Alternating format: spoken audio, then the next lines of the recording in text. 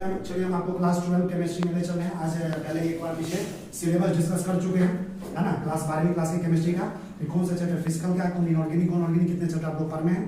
अब आज एक चैप्टर शुरू करेंगे। हम आपको बताए थे इस बार का पढ़ाने का सीक्वेंस है कि पहले 12वीं क्लास में पहले इनऑर्गेनिक केमिस्ट्री को हम डील करेंगे, इनऑर्गेनिक पोर्शन को, उसके बाद फिजिकल पोर्शन, उसके बाद ऑर्गेनिक, समझ में आया। इसके बाद आपको पूरा कंप्लीट सिलेबस होगा।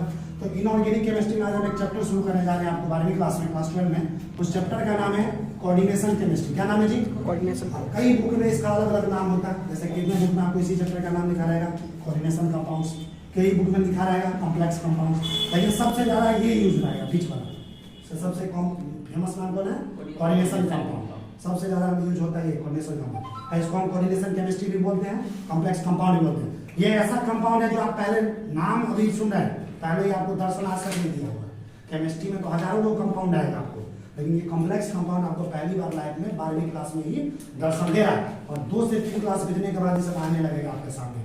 2 से 3 क्लास में कीजिए, इसका यूनिटी पता चलेगा, तो इसका बेसिक है।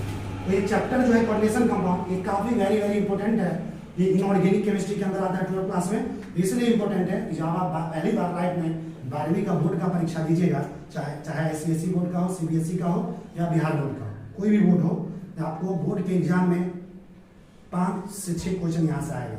बहुत इंपॉर्टेंट चैप्टर अभी भी आया है, काफी इंपॉर्टेंट है और काफी कंसेप्चुअल है। एक एक चीज समझना पड़ता है, नहीं तो याद करते रह जाओगे, कुछ ही याद नहीं होगा, कुछ समझ नहीं आएगा। लेकिन आपको यहाँ पे कोई दिक्कत याद करने की जरूरत नहीं पड़ेगी, टोटल चीज दिमाग में सेट कर जाएगा। दूसरी बात, ये चैप्टर अगर आप कंपटीशन का भी तैयारी करते हैं, नीट का, GMS का, जी एडवांस का, वहां भी 4 से 5 क्वेश्चन हर साल ये आपको आता है। तो चलिए दोनों के लिए इंपॉर्टेंट है। अब आगे देखिए कंपाउंड क्या क्या लिखा है। The complex compound formed between central atom, central metal या central ion with, central atom किसका होना चाहिए जनरली? डी ब्लॉक का। किसके साथ बनता है? विथ। किसके साथ बनाता है? पॉजिटिवली चार्ज, निगेटिवली चार्ज या न्यूट्रल स्पेसिस, जिसको हम लोग क्या बोलेंगे? लिगेंड्स। क्या बोलते हैं? अब इसका मतलब क्या होगा? देखो, कह रहा है एक कंपाउंड है जो 2 चीज के बीच में बन रहा है। उस एक चीज का नाम है सेंट्रल एटम। क्या नाम है? ऐसी को सेंट्रल मेटल बोलते हैं या सेंट्रल आयन। और ये जो सेंट्रल मेटल होगा कोऑर्डिनेशन कंपाउंड किस ब्लॉक का होगा? आप पहले भी 11th क्लास में पढ़े हैं कि जो पीरियोडिक टेबल आपको दिख रहा है इसमें 4 ब्लॉक होता है। कितने ब्लॉक?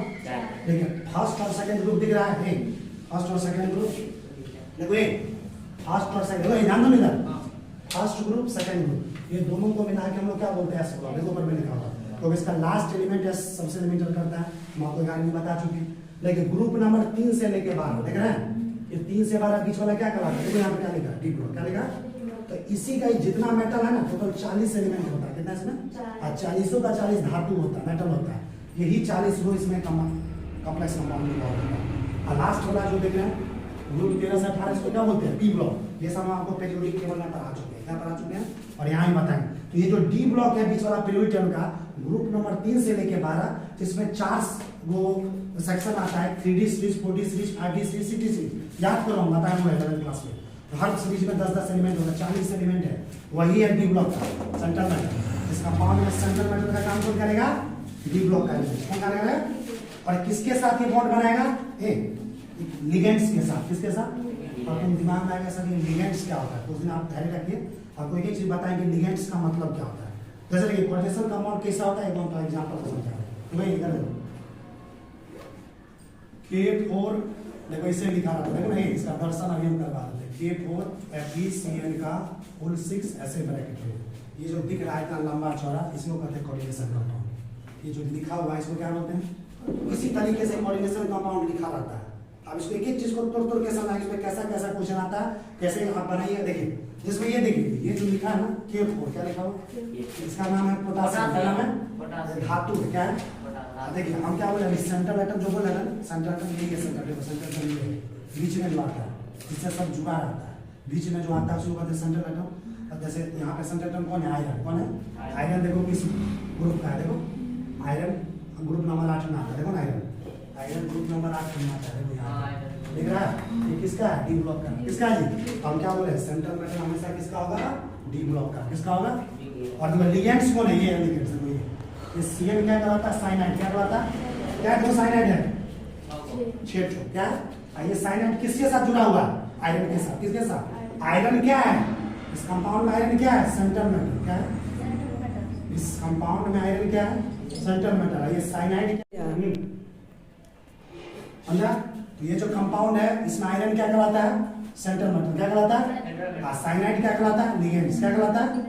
तो देखो ये जो लिगेंड्स है छोटो, ये डायरेक्ट किससे जुड़ा हुआ है? सेंट्रल मेटल से। सेंट्रल मेटल से यानी सेंट्रल मेटल आयरन से। तो ये तो हम लिखा है definition. Complex compound coordination compound में क्या होता है? सेंट्रल मेटल डायरेक्ट किससे जुड़ता है? लिगेंड से। और ये जो लिगेंड्स होता है ना, ये तीन नेचर होता है इसका। कितने तरह का? तीन तरीके का नेचर होता है। ये लिगेंड्स पॉजिटिव भी हो सकता है, पॉजिटिव चार्ज वाला भी हो सकता है, नेगेटिव भी चार्ज वाला हो सकता है, न्यूट्रल भी हो सकता है। न्यूट्रल मतलब किसी तरह का चार्ज। हम आपको बताइए कितने तरह का लिगेंड्स है, समझ में आ रहा ना?